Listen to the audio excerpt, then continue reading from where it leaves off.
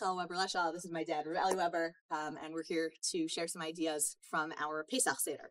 So traditionally, Karpas, get a little bit of parsley, maybe a potato, dip it in the salt water, and eat a teensy bit. Everybody knows you can't eat too much Karpas, which is of course bizarre because halachically, to fulfill a mitzvah, you eat a kezayit. Think about later in the seder when everyone's like shoving matzah into their mouth because maybe a kezayit of matzah is like this bit. No, Karpas, teeny bit.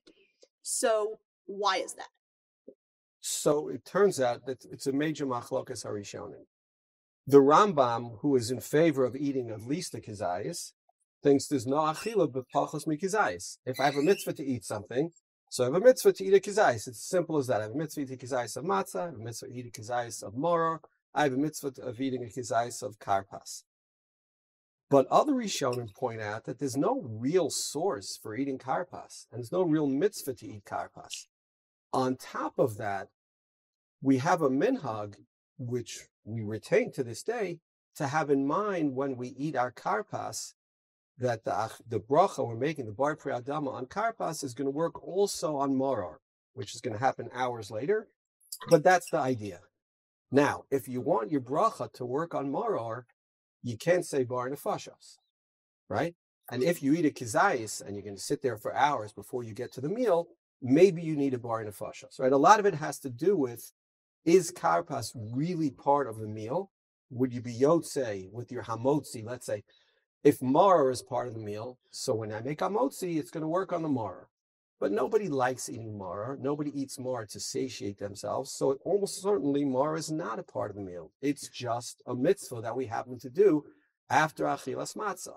So if that's the case, you want to be yotze with the bracha bar pri adama that you make on your karpas.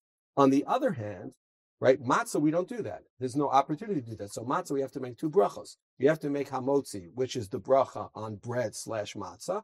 We have to make al achilas matzah, which is the berachas hamitzvah on the eating of the matzah. Now, this whole issue really ties into something that we mentioned before, which is karpas is a holdover of sort of ancient feast practices, right? What we now call hors d'oeuvres, a little snack that you have before you start to eat the main meal. Except that because of this halachic issue, so the minhag for many people was to only eat a little bit, and then what you have is you eat a tiny little bit of food, and then you sit and you do sipur yitzias mitzrayim and you do magid as you're looking at a bowl of potatoes and thinking, man, I could really use a snack right now. But no, you can't have more than a kezayit. Right. Now the problem for us, for everyone, is everybody's hungry at the seder. Right? There's nothing you could eat Pesach afternoon. There's nothing you could fill up on Pesach afternoon. And then you're going to have, you want to do magid for a few hours. People are hungry, and certainly if people are hungry, children are hungry. And so we changed the minhag.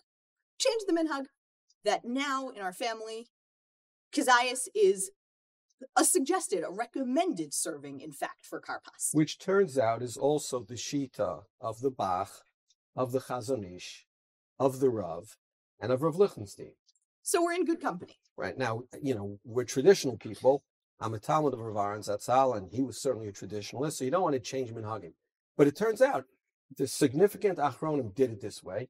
It also turns out it's incredibly helpful to the seder, right? If you could snack on your hors d'oeuvres, if your little kids have something to eat during magid, it works. It so also solves the problem is problem.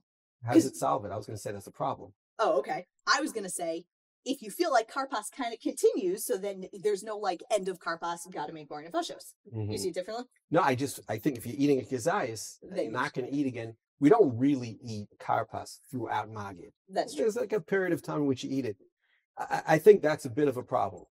But again, significant people, look, if you hold like the Rambam, there's nothing to talk about. You have to eat a kezayis. And bar nefashos is whatever it is. And that's how people hold. If you're like us and you're taking advantage of a loophole to eat. But if you leave it out on the table, I think it does help with the bar nefashos issue if you have an announced end of vegetables. Okay. I will say, my father is much more of a traditionalist than I am. I've been negotiating for dipping French fries in ketchup as an alternate karpas, a vegetable dipped in something else. I'm ready to move into dipping into other liquids as well. So far, and God willing, when you make your own seder, you can do that. Bye, everybody. See you next time.